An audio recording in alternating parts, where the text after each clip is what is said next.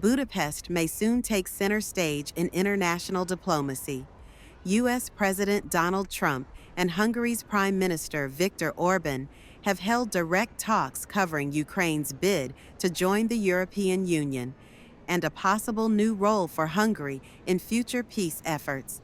With Russia still isolated and Ukraine pushing westward politically, the question now is whether Budapest could become a surprising host for potential talks between Vladimir Putin and Volodymyr Zelenskiy. A breathtaking view over the Danube River, lined with Hungary's parliament buildings, once a symbol of European unity, now possibly the next stage for conflict diplomacy. On Monday, President Donald Trump held a phone call with Hungarian leader Viktor Orban, a conversation centered on Ukraine's efforts to join the European Union. Trump and Orban discussed the timing and implications of Ukraine's membership negotiations, which many see as a historic step toward deeper integration with the West. But what caught global attention was a new proposal: hosting future talks between Russian President Vladimir Putin and Ukrainian President Volodymyr Zelenskiy here in Budapest. Hungary's central location and diplomatic ties could make it a strategic setting, especially as Viktor Orban remains one of the few European leaders maintaining a close relationship with Moscow. For Russia, options are limited. Ever since the International Criminal Court issued a warrant for Putin, his travel in Europe has become highly restricted.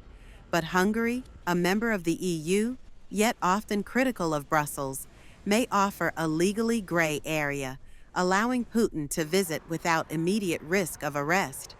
Whether this diplomatic gamble will work remains unclear, especially as Ukraine may reject Budapest as neutral grounds, given Orban's ties to Russia. Although no official invitation has been issued, the conversation itself signals Hungary's ambition to play a larger role in peace efforts and boost its global political influence.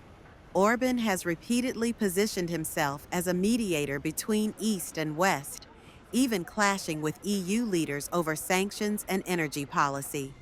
Trump, known for favoring unconventional diplomatic channels, appears open to exploring Budapest as a symbolic setting, reminiscent of past Cold War summits. The U.S., however, has not confirmed any formal planning for talks and emphasized the call was only a preliminary discussion. Still, the idea alone suggests a dramatic shift in how the war and potential peace might be negotiated moving forward. As Ukraine seeks greater alignment with European institutions, the question of venue becomes more than logistical. It becomes political. Budapest, with its grandeur and divided loyalties, may soon emerge as a flashpoint or a bridge, depending on who agrees to sit at the negotiating table. Analysts warn that any talks hosted in Hungary would draw scrutiny over neutrality and trust, especially from Kyiv and its Western allies. Nevertheless, the idea reflects growing pressure on all sides to find a path toward negotiations, even if indirect. For now, Budapest remains a capital of culture and tourism, but soon it could find itself at the center of international headlines, not for its beauty, but for a possible breakthrough in one of the world's most dangerous conflicts.